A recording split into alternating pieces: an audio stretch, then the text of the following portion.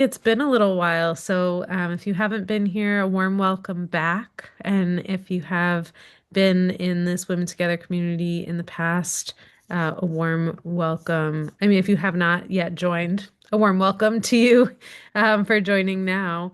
And if you would like to come on video, now is a good time for us to just see the community and be together. If you'd like to put in the chat, I see people have already shared a little hello and where they're calling in from. We often like to kind of as if we're coming into a circle in a large room together and kind of take off our jackets, sit down at the chair, say hello to each other. It's good to see you. Haven't been here in a while. My name is Antoinette, and I'm the host of our Women Together Connect sessions. Um, and I am sitting in chilly New York right now. It is the fall has been putting on a show, very spectacular leaves happening here, and also they are starting to come down. So we are in the letting go season over here in New York. And I know that many of us are coming from all different areas. So I see over here, Monterey, California. So definitely on the opposite coast, and it's great to see you here with us. Chilly and clear, Eugene, Oregon, Boston, Sweden, Yardley, Pennsylvania, Oakland, California. So we're just kind of back and forthing across the map. Madison, Wisconsin, Cape Elizabeth, Maine, New York, Canada. Hello, Canada. Good to see you here. Ontario, wonderful. Winchester, Mass, Santa Fe, San Francisco, sunny Indian summer, wonderful. It's good to get bring a little warmth into the room. So we are definitely coming from across the United States today, and there may be more of us coming in from various parts of the world as we roll in. So often, as we look at our external weather, it's often an opportunity to check in with our internal weather. So, how am I doing today? And this connect session is really about allowing us to connect with each other. That is one of the most fun parts of this session, but also to connect with ourselves. So, as we do this kind of, and I mentioned you can put your video on to just connect with each other and see each other, that's often a really lovely experience just to allow ourselves to see and to be seen, to witness each other and to be witnessed. And just allowing ourselves and knowing what that brings up. For some of us, that may feel really good and juicy. And for some of us, that may feel like, I want to be over here or kind of halfway back off the screen to not be seen. And so just noticing what that feels like for you today as you enter. And I'll do just a little moment of stillness. We love to do tiny practices that we can do at any point during the day. And I will just invite us into that in a moment. And then I will pass it over to LeeAnn Mallorie, who is back with us and is a wonderful teacher. And I will properly introduce her in a moment. So if you'd like to get both feet on the ground, if that's a comfortable position for you, if you'd like to, if you're lying down, that's also a comfortable position. But just noticing if you're sitting up, just noticing the connection between the kind of the seat and the sky. So just noticing for a moment that we're this one body, but we're also connected to the earth and to the sky. So just recognizing where we are in relationship with ourselves, with the world around us, and with each other. And just taking a deep breath,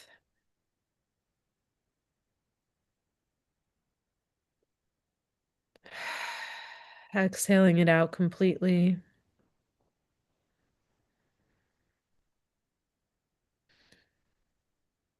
Just following the breath for a couple more breaths as we just feel our sense of connection to the earth, connection to the sky,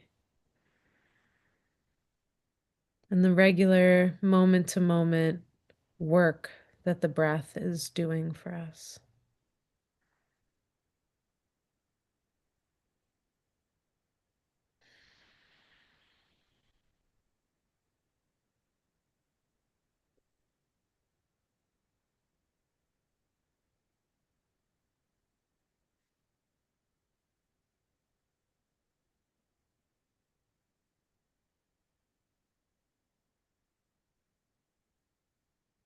And as we start to land more fully in our seats and ourselves, just noticing if there was an intention that came up for being here today, something that brought you into this space, into this connection with each other.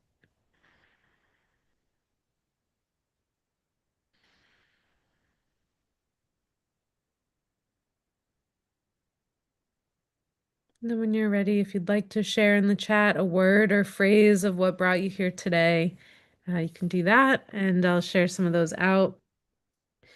And for now, I'll also share a little bit about LeeAnn for those of you who may not know LeeAnn very well. I am very glad to have her back. LeeAnn and I met in person many years ago now, and she is such an outstanding embodiment facilitator. She really has brought me more deeply into my body and so many of us into relationship with this body knowing. So I'm so glad that you're here, LeeAnn.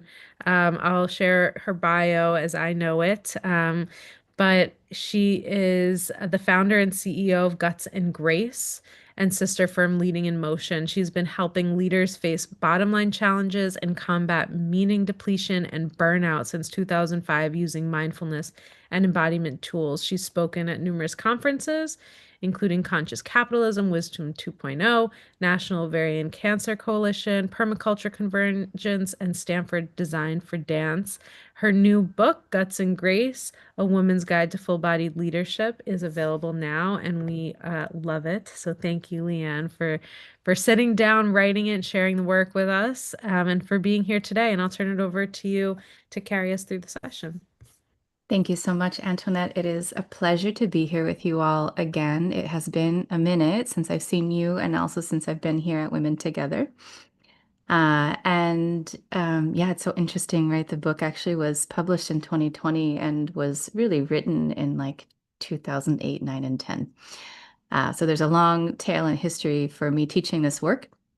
Guts and Grace is a body of work that is a series of somatic practices to help women reclaim themselves. Honestly, I like to say things like step out of the internalized patriarchal programming or to really come into our wholeness as women in the workplace and in our lives. But ultimately, it's just like, how do you become who you really are and what unlearning, what forgetting, what untangling needs to happen to do that? And the truth is, the practices that are required are really simple but not easy practices. To your point, Antoinette, about um, an experience of doing tiny practices, a lot of the practices we do inside of Guts and Grace are the little things maybe you know you should do but don't know how, or could do but don't tend to do. And so today I'm actually going to bring you into a deeper relationship with practice in that way. Interestingly, my working title for this time with you was actually The Simple Secret of Embodiment, or Simple Secrets to Embodiment.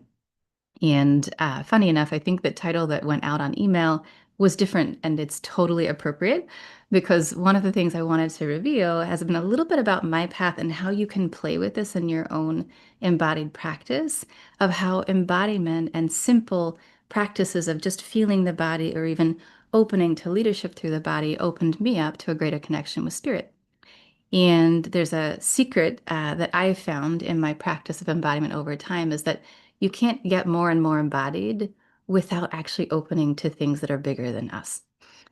Some of us actually come into embodiment with all of that access already turned on, and then embodiment tends to be a process of regrounding, which is part of my story too.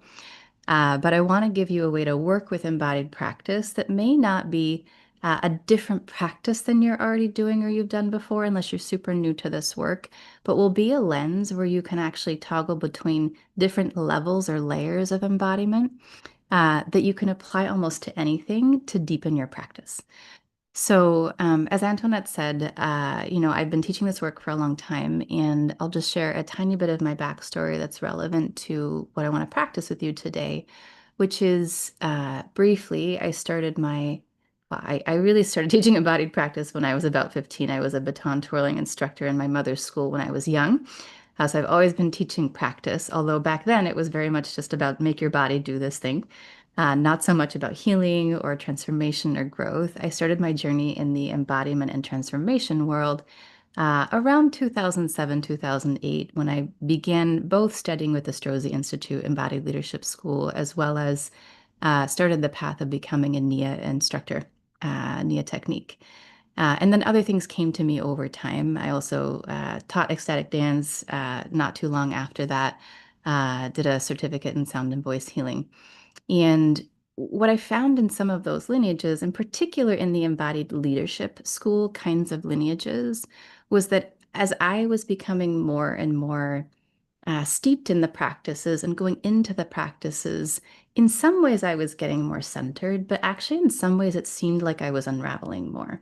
Now, that makes sense from a kind of trauma perspective, right? That in some way, as I touched these different layers of myself, I was bumping into things that I needed to heal in myself. And so then I was a little less stable because I had to go through the process of releasing and the process of healing. But even after that, and even as that was happening, there were more and more moments as I became more practiced in the work and advanced in my teachership of the work that it would just seem like suddenly something would fall apart or something would pop or I would end up in a different realm or something would happen that wasn't what was supposed to happen on the mat in some of these training programs. And it took me a while to figure it out, but what I started to see actually was that I was opening literally to spirit in different ways, to different realms in different ways, and it kind of like I didn't know what to do with that, and it wasn't really being taught in the discourse that was called embodiment in those particular schools. So this really led me to get curious about a couple of things. One, how do I then navigate my own body in relationship to both spirit and like what might be higher consciousness kind of access that we have as humans that let's just say we heal ourselves enough, we get grounded enough, we learn how to work with our bodies enough might, I would say, especially for women, from my perspective, might start to come online. We might start to access our intuition more. We might start to, depending upon who we are, find that we're being guided in ways that aren't just in the human realm. So, what do I do with that? And especially, what do I do with that if I'm a leader? What do I do with that if I'm working in corporate or I'm, serving in a community where that's not actually what's supposed to be happening? Or, alternatively, and this is true of a lot of my clients right now, maybe I have a really strong spiritual practice, but it's not part of what I'm doing in an embodied way, and it definitely doesn't belong at work. So, how do those things actually dance with each other? Um, I started to be with these questions, things like, well, what if leadership, and what if embodied leadership could actually be in coordination or in collaboration with spirit and in that way serve the greater good? If that were true, how would we teach that? How would we operationalize that? How would we actually live that, for example? And then what would be the levels of working in an embodied way that would support the study of that? Like how could we actually explore that if it was like, well, I'm starting from scratch or I'm starting from a bunch of pieces that don't fit together, how do I find my way into that? And so this is what I wanted to bring as a practice in relation to that. What I'll share about my work now is that I have come to be looking at most of my women's leadership work through this kind of lens. Sometimes, depending upon the company, so I'll say it here, but close your ears if it doesn't feel like it's for you. I'm now using this expression internally more than externally. Oracles in every sector. Like, what if folks that could see were, leading our country? What if women in particular that could see, that could, look into different dimensions or draw in information for our good from places that were more than human, could be in roles that were actually making decisions about where our companies are going, about where our industries are going. For example, right? What if we could empower women who have that capacity or to cultivate those capacities to be the ones who are informing, designing, innovating, advising in society? And what if it was actually useful to acknowledge that as humans, we're pretty small in comparison to the natural realms, in comparison to the spiritual realms and the cosmos that we exist inside of, and we could be in the project as leaders of participating in that. So this is something that I'm kind of working in deeply right now. It's all fairly tucked in still to the body of work that I teach, but I think becoming more of an explicit conversation that I'm in, at least in these kinds of circles. And as I know you all to be women who are here because you're interested in embodied practice, probably deep in these realms, some of you, or just getting curious about these realms, I wanted to take the lid off a little bit of things that I'm working with and share that with you. So, with that being said, let's talk about practice and then let's practice. With regards to embodiment as a doorway, I'll share just a couple of frames and then we'll try it on. And actually, it's beautiful, Antoinette, when you opened just asking us to feel, through our head that we might connect to something bigger or to the sky or to spirit in that way, not far off from the simple ways that we may practice these things. But what I've found is that when we're working, we can actually explicitly choose when we're in an embodied practice what we're focusing on. So, the first thing I want to invite is for you to take a moment with me in a practice here and experiment with sensing either being connected to the mind, to the body, or something beyond that in practice. So, whether you are at this moment sitting, standing, or lying down, we can do this together. So, I invite you, if you'd like to change your shape, your state, if you wish you could stand up, if you wish you could lie down.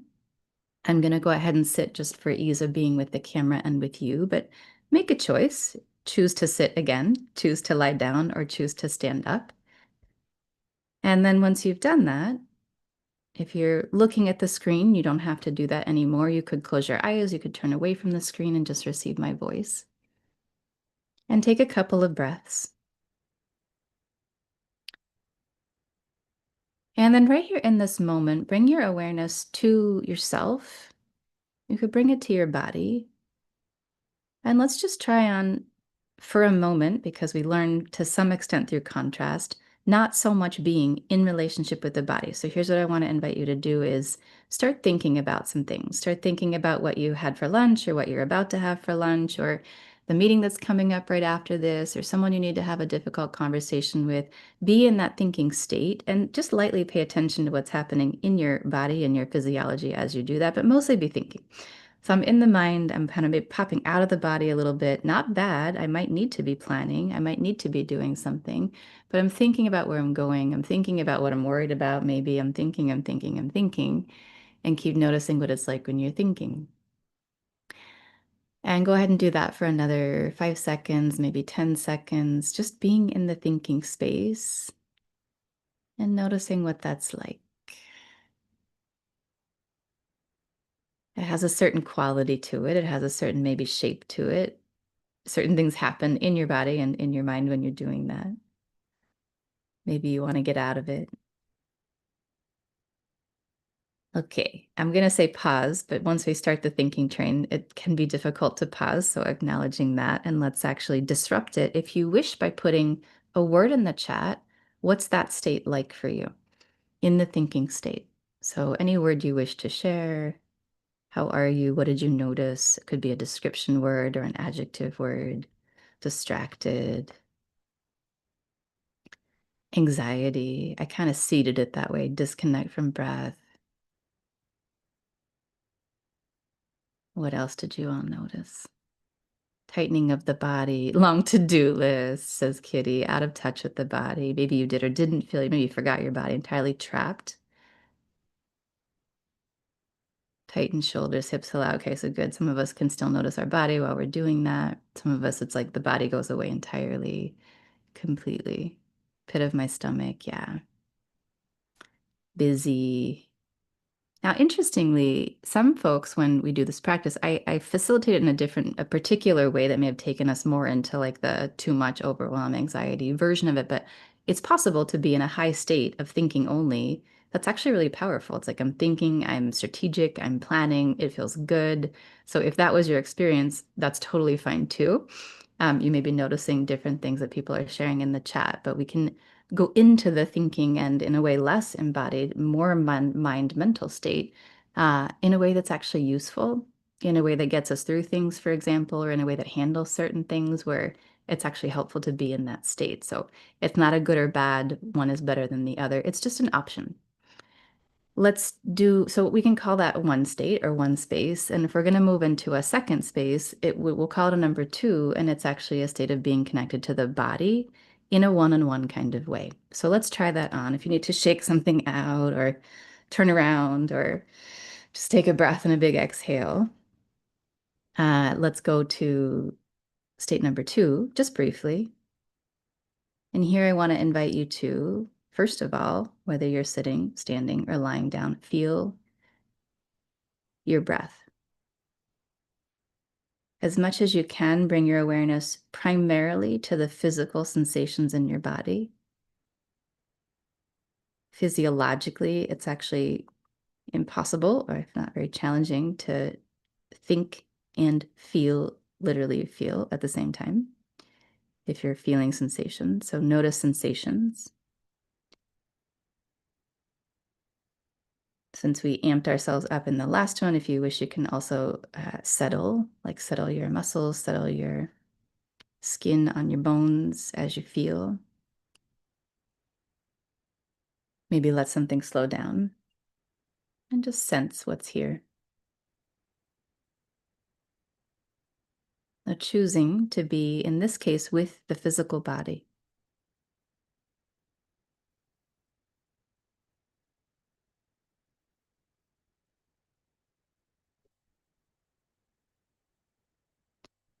Noticing perhaps a place where you feel hot or cold, or something feels tight or loose. Maybe you notice a pain or a place that feels good somewhere in your body. Just a different choice that we can opt into one or the other. So let's do the same thing. Go ahead and pause. And if you wish, put something in the chat that describes what that was like. Maybe better or worse. One is not automatically good or bad. What quality did you notice? An adjective to describe your experience of choosing in and just feeling being with the body. I know you all do this a lot when you get here. Tightness, noticing pain, better grounded. So like maybe more grounded, maybe more calm, but also like there's a lot here. So it's kind of a lot to choose in. Beautiful. Okay, so we're gonna look at a third option, or sense, feel, try on a third option together. So let's come back to what we were doing a minute ago, bringing your awareness to your body. Again, whether you're sitting, standing, or lying down. Starting where we were. So starting from feeling, once again. I'm feeling myself, I'm connecting with myself. I'm here. I maybe notice my butt on the chair. Notice my hands on my lap. Notice my breath.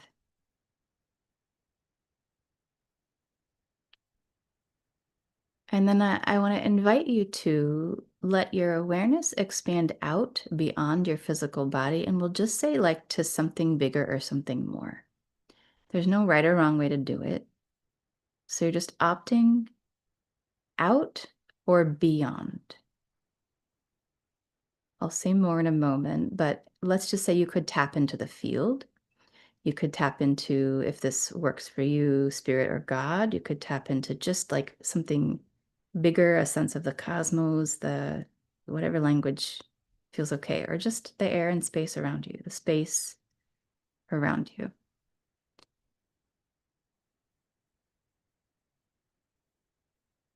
So allowing yourself to get bigger, to go beyond, to become space, to know more, feel more beyond your physical body. Your body's still there.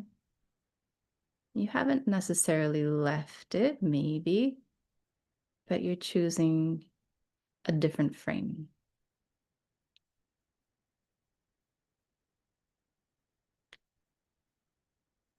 Okay. And noticing what that's like, if there was a word to describe this state, this space, the third space. I got in, now I'm going beyond. Go ahead and pause if you wish. Come back as you pause, like almost like reel yourself back into your physical body so we don't just stay out there in outer space. Feel your butt on the chair. And then from memory, go ahead and write something about what that was like, this third state.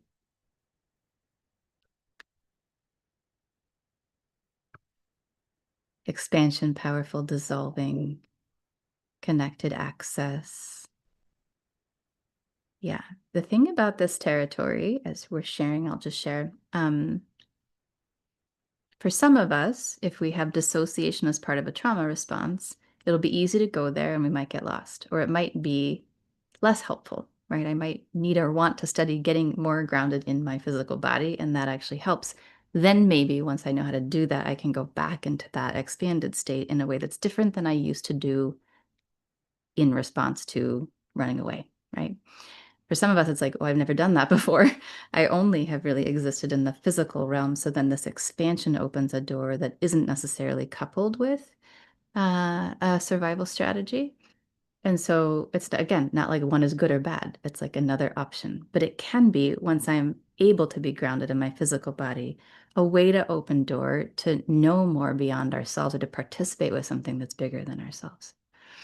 And if we're in embodied practice and also we have a spiritual practice, it can start to be a way to tie them together through what's happening in our body and how we're tracking it. Then I can opt in, I can opt out. So I was facilitating a retreat with a group of women in Costa Rica recently, and it's like now as a facilitator, if that's true of any of you in the room, I can connect and plug into the field and work the field, or I can connect and plug into my own body and pair up with someone and work something one-on-one or get really dialed in about what's happening right here.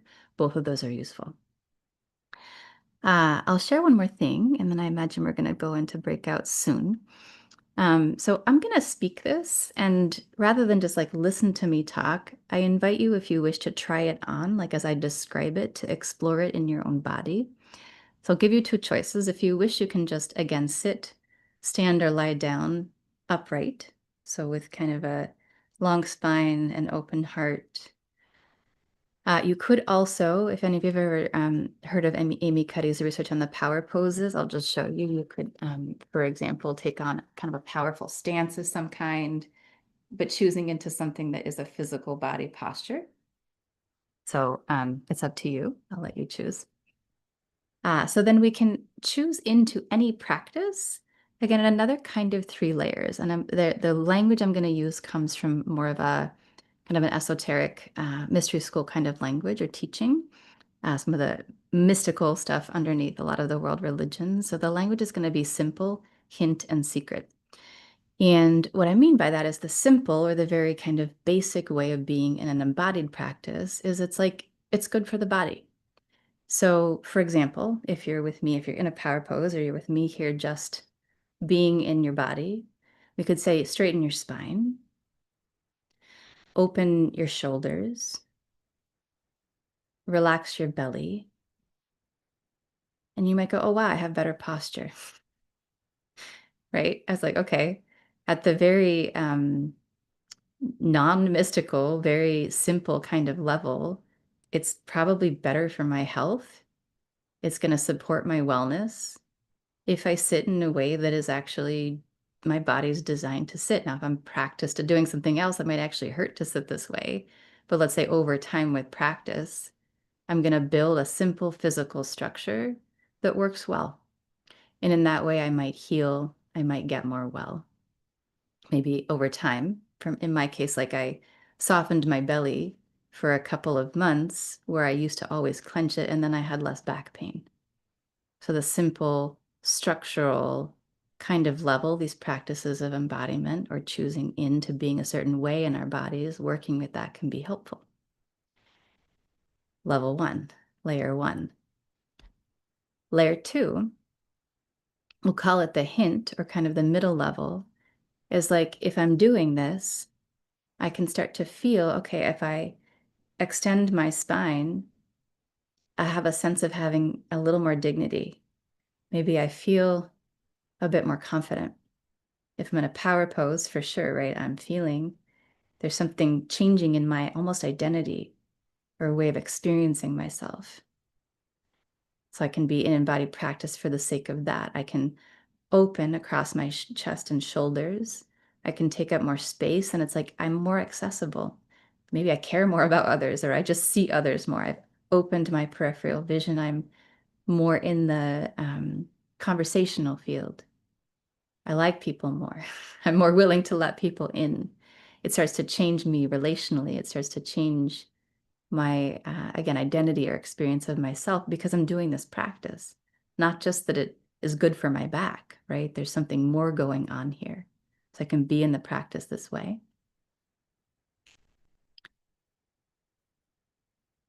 Feeling that, noticing for you, what's the mood, what's the change, what's the new identity that comes online if I be in this way.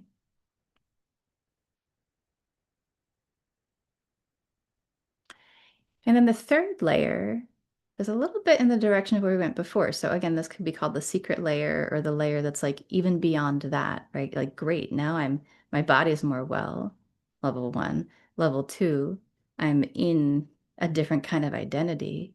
And then now I can do the same thing or pay attention to the same thing. I can sense top to bottom.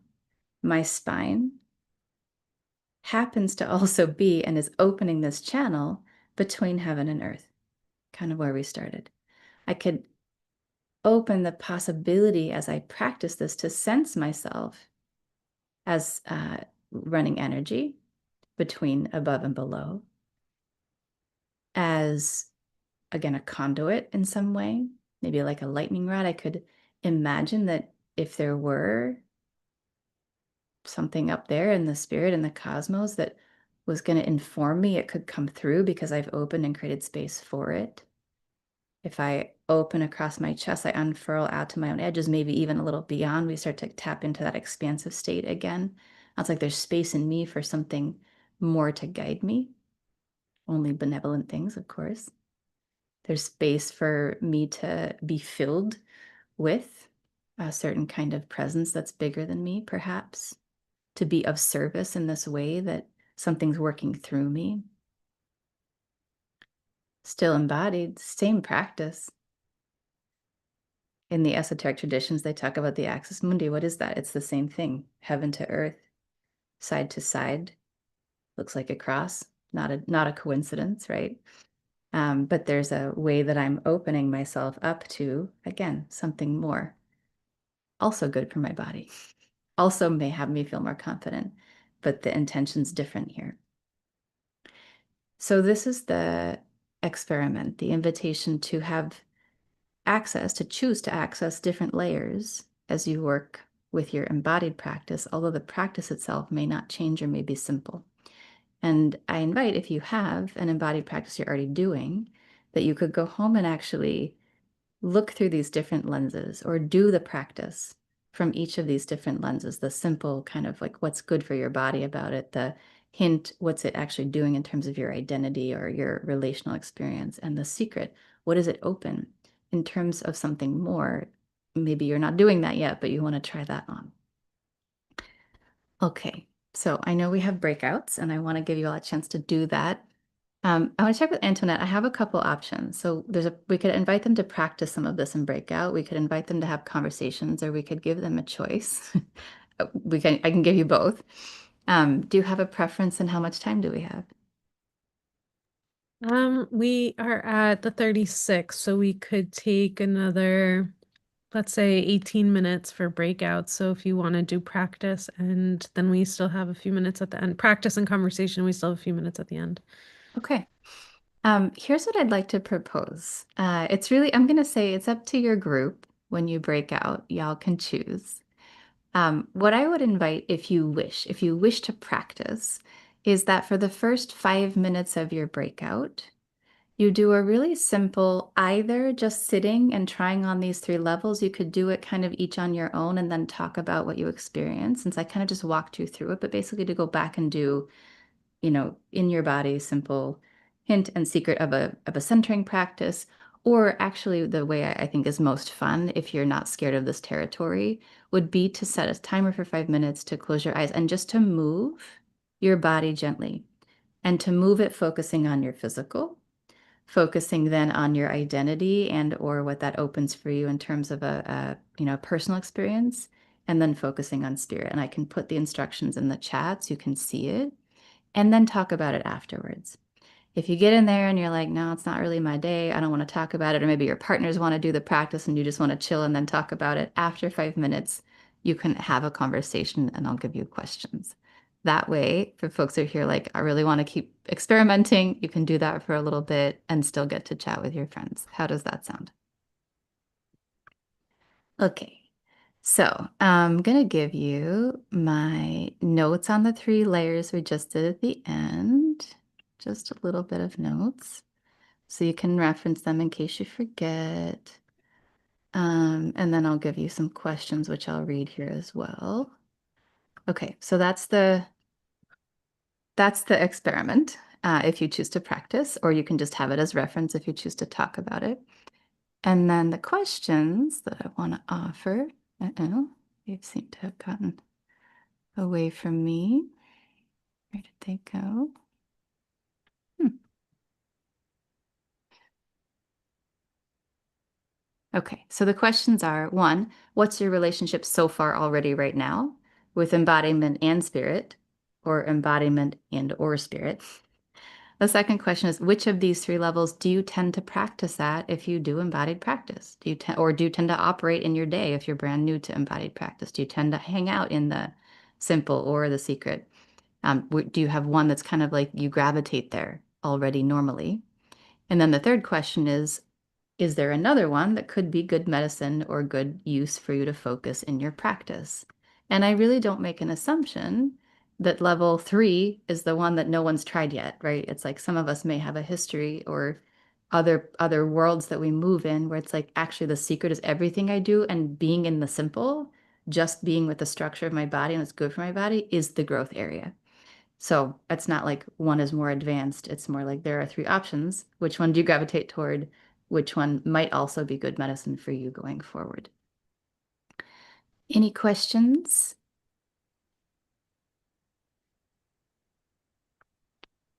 Okay. Shall we send them loose, Antoinette, and see how it goes? Wonderful. Yeah, thank you and enjoy the time together. Just remember, we don't know what the other person had for breakfast, let alone what this may have brought up in this moment here. So enjoy the time together. You have the prompts, and we'll see you back in, let's say, 15-ish minutes. So we still have a few minutes at the end.